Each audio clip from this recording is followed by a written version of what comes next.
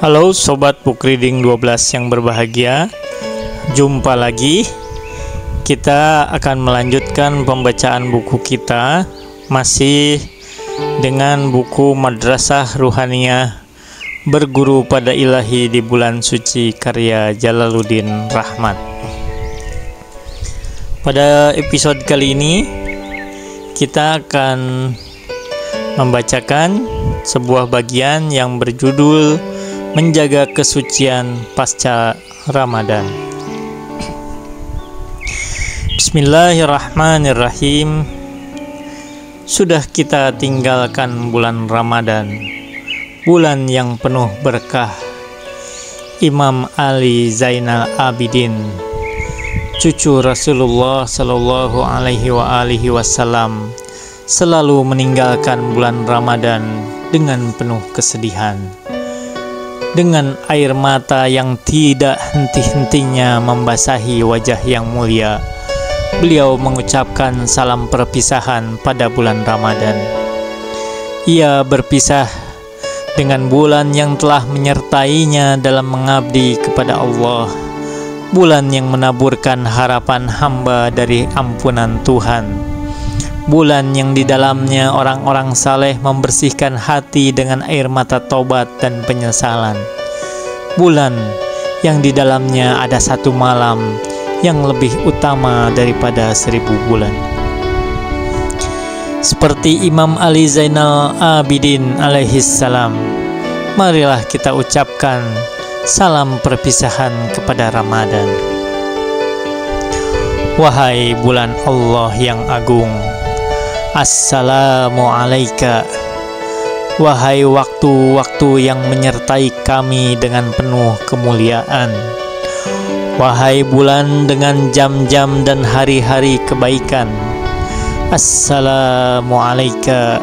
Wahai bulan yang ketika harapan didekatkan dan amal dihamparkan.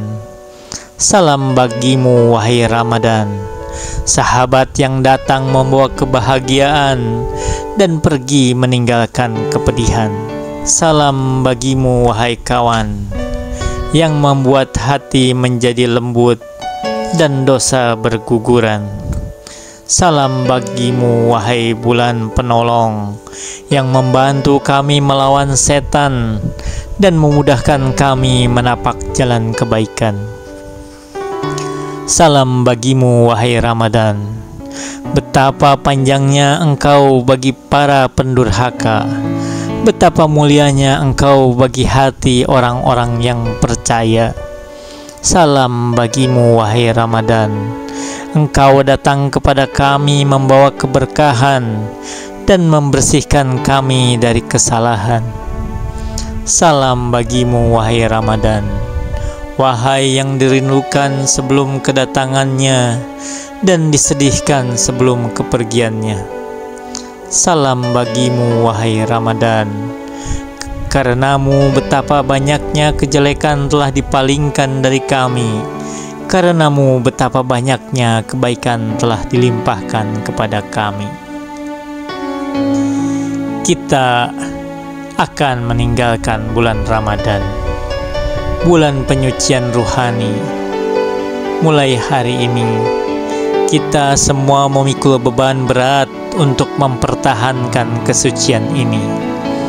Selama sebulan, Tuhan menyaksikan Anda bangun di waktu dini hari dan mendengarkan suara istighfar Anda. Alangkah malangnya bila setelah hari ini Tuhan melihat Anda tidur lelap, bahkan melewati waktu subuh seperti bangkai tak bergerak.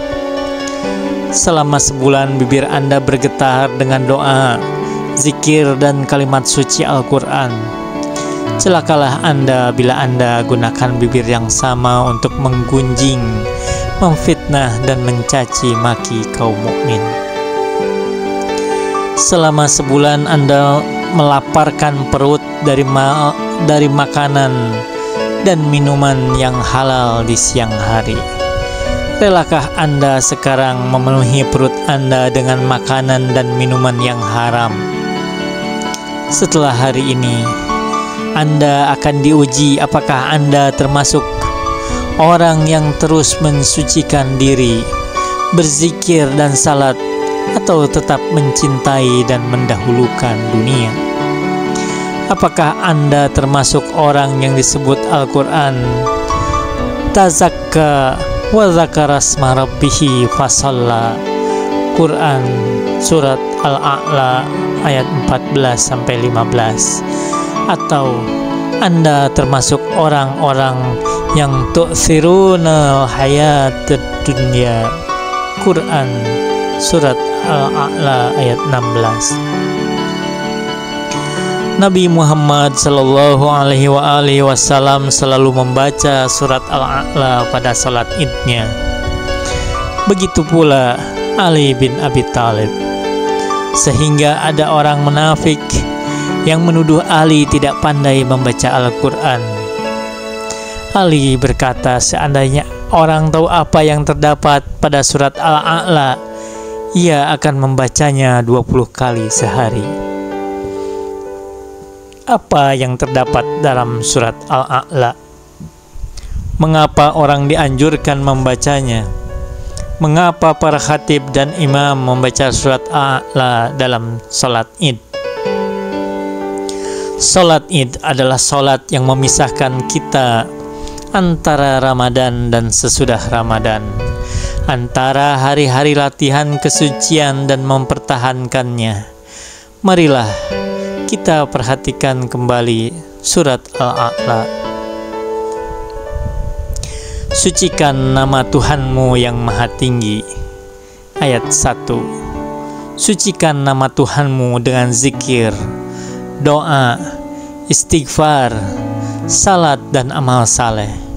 Sucikan Dia dengan mensucikan dirimu, seperti yang kamu lakukan dalam bulan Ramadan.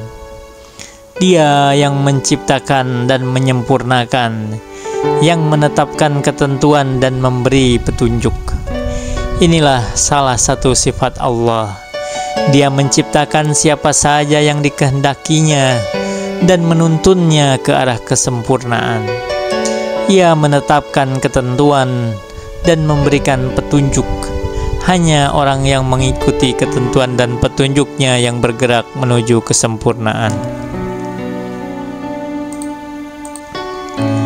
Dan Allah lah yang menggelarkan rerumputan hijau, lalu Dia menjadikannya sampah yang hitam.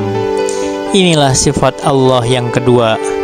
Ia menurunkan makhluknya yang melanggar ketentuan dan petunjuknya dari kedudukan yang mulia ke lembah yang rendah, dari rumputan hijau menjadi sampah yang hitam, dari al-mar'a menjadi gusaan ahwa.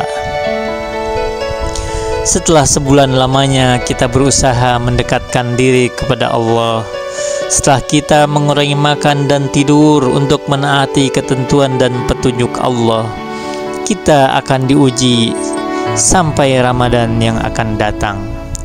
Akankah kita termasuk hamba-hamba Allah yang setia mengikuti ketentuan dan petunjuknya, sehingga sedikit demi sedikit kita naik ke makom yang lebih tinggi, setapak demi setapak kita mendekati Allah yang maha mulia?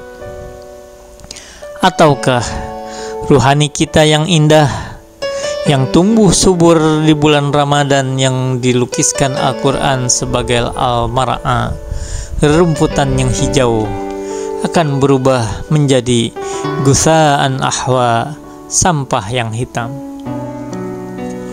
Kita pantas cemas memikirkan hari-hari sesudah hari ini. Kita patut berhati-hati menjaga diri setelah bulan penyucian berlalu. Rasulullah Sallallahu Alaihi Wasallam sering merintih memohon ampunan, padahal beliau adalah manusia yang disucikan, insan yang sudah mencapai kesempurnaan. Pernah suatu saat Ummu Salamah radhiyallahu anha terbangun di pertengahan malam dan melihat Rasulullah Sallallahu Alaihi Wasallam tidak ada. Kemudian di sudut rumah ia mendengar Rasulullah menangis terisak-isak dan berkata, "Tuhan, jangan tinggalkan aku sendirian sekejap mata pun. Aisyah radhiyallahu anha juga pernah menyaksikan Nabi Muhammad Shallallahu Alaihi Wasallam tidak henti-hentinya menangis pada salat malamnya, sehingga janggutnya basah dengan air matanya. Ketika sahabat bertanya mengapa, Nabi Shallallahu Alaihi Wasallam menjawab, bukankah aku belum menjadi hamba yang bersyukur? Kepada Nabi yang suci, Allah telah memberikan jaminan. Allah akan menjaganya sehingga ia tidak akan lupa. Inilah jaminan Allah kepadanya. Akan kami bacakan kepada kamu, dan kamu tidak akan lupa kecuali yang dikehendaki Allah. Sungguh, Dia mengetahui yang terbuka dan yang tersembunyi, dan kami memudahkan kamu ke jalan kebaikan. Maka berilah peringatan. Sungguh peringatan itu sangat bermanfaat. Nabi Shallallahu Alaihi Wasallam disuruh memperingatkan kita. Bukankah beliau mengatakan ada dua macam orang yang melakukan puasa, yang mendapatkan ampunan Tuhan dan yang mendapatkan lapar dan dahaga saja? Nabi juga bersabda, alangkah sedikitnya orang yang saum dan alangkah banyaknya orang yang hanya lapar saja. Apakah kita termasuk orang yang saum, yang kata Rasulullah hanya sedikit saja, atau kita termasuk orang yang melaparkan perut saja? Jawabannya dibuktikan dengan perilaku kita sesudah hari ini. Bila kita sangat hati-hati menjaga anggota badan kita dari kemaksiatan, bila kita tetap ruku dan sujud di ujung malam, ketika banyak orang tertidur pulas, bila kita sangat peka melihat penderitaan kaum fukara dan masakin, insya Allah kita termasuk orang yang saum. Bila hati kita masih dipenuhi kedengkian kepada sesama kaum mukmin, bila bibir kita masih mengumbar kata cacian dan makian, bila perut kita masih juga dipadati yang haram dan subhat, bila tangan-tangan kita juga masih bergelimang kezaliman dan perampokan, kita hanyalah al-jawa, orang yang melaparkan diri saja, tidak lebih dari itu. Al-Quran menyebut kita al-ashqa, orang-orang yang celaka, orang-orang yang takut akan mengambil pelajaran, orang-orang yang celaka akan menjauhinya, yang terlempar pada neraka al-kubra, lalu dia tidak akan mati dan tidak juga hidup. Berbahagialah orang-orang yang mensucikan dirinya, mengingat nama Tuhannya, dan melakukan salat. Tapi kalian lebih menyukai dunia, padahal akhirat lebih baik dan lebih kekal. Sungguh, semua ini ada pada suhuf terdahulu, suhuf Ibrahim dan Musa. Quran Surat Al-A'la ayat 11-19. Semoga Allah menjadikan kita di antara orang-orang yang takut pada peringatannya, yang selalu memelihara kesucian diri dan mengharapkan akhirat yang lebih baik dan lebih kekal. Marilah kita menguatkan tekad untuk melestarikan hasil-hasil Ramadan yang baru lalu. Tetapkanlah niat kita bahwa kita ingin terus menuju kesempurnaan dengan mengikuti ketentuan dan petunjuk Allah Subhanahu wa Ta'ala. Kita berjanji untuk tidak melupakan ajaran Al-Quran dan peringatan Rasulullah Sallallahu Alaihi Wasallam dalam akhir surat Al-Kahfi ayat 110. Katakanlah, sesungguhnya aku ini hanya seorang manusia seperti kamu, yang diwahyukan kepadaku bahwa sesungguhnya Tuhan kamu itu adalah Tuhan yang esa. Barang siapa mengharap perjumpaan dengan Tuhannya, maka hendaklah ia beramal saleh dan janganlah ia mempersekutukan seorang pun dalam beribadah kepada Tuhannya. Marilah kita menghadap Rabbul Alamin dengan khusyuk dan khidmat. Marilah kita sampaikan pengakuan dosa dan kelemahan diri kita di hadapan Allah Subhanahu wa Ta'ala. Ya Allah, kami berkumpul di hadapan-Mu sebagaimana kami akan berkumpul di hadapan-Mu pada hari kiamat nanti. Sekarang Engkau inginkan kami memanggil-Mu dan memohon ampunan-Mu.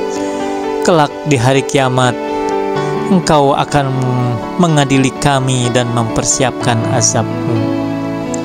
Sekarang Engkau sembunyikan dosa-dosa kami dari manusia.